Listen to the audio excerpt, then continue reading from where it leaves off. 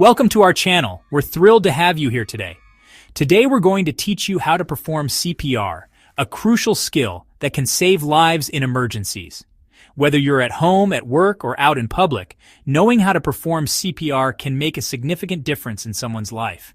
You know, as a doctor, I see the importance of quick action in critical situations every day.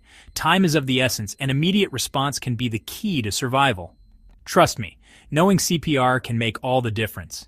It's a skill that empowers you to act confidently and effectively when it matters most. We'll break it down step by step, making it easy for you to understand and remember. From chest compressions to rescue breaths, we'll guide you through each part of the process. You don't need any prior medical experience, just the willingness to help. So, let's get started and learn how you can be a lifesaver in your community. First things first, safety. Make sure the scene is safe for you to approach. Then check if the person is responsive. Gently tap their shoulder and shout, "Are you okay?" Look to see if their chest is moving up and down, indicating breathing. If they don't respond and aren't breathing normally, it's time to act fast. Every second counts. Immediately call your local emergency number.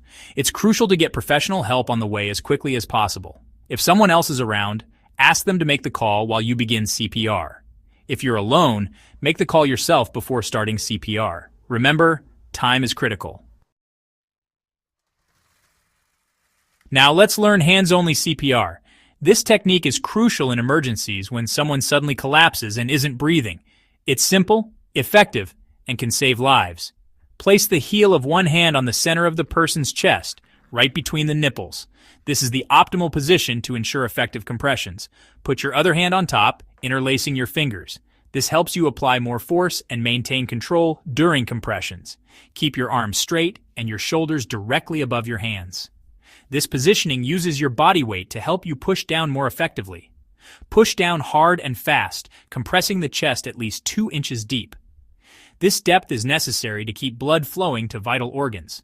Aim for a rate of 100 to 120 compressions per minute. This rhythm is essential to mimic the heart's natural pumping action. If you're trained in CPR and comfortable doing so, you can add rescue breaths. After every 30 chest compressions, give 2 rescue breaths. Tilt the person's head back gently by lifting their chin. Seal your mouth over theirs, creating a tight seal.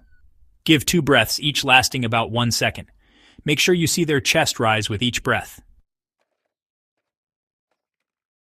An AED, or automated external defibrillator, can be a lifesaver. If one is available, have someone get it while you continue CPR.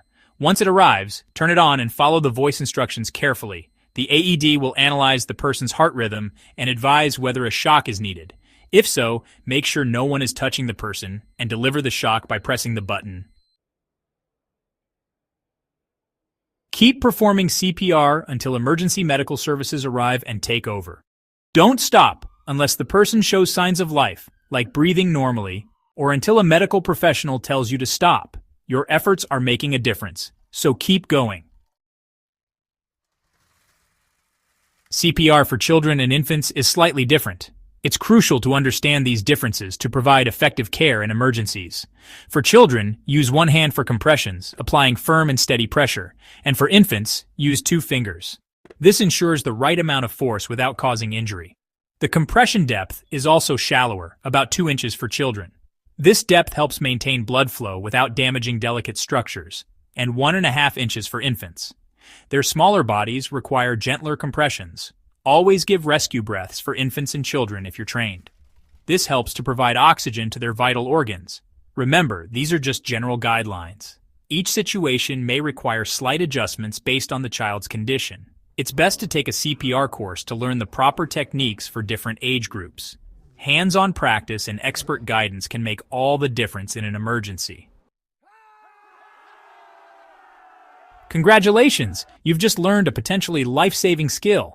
Remember, knowing how to perform CPR can make the difference between life and death. Stay safe, and don't forget to subscribe for more life-saving tips. And please, share this video with your friends and family. The more people who know CPR, the safer our communities will be. Let's empower each other to make a difference.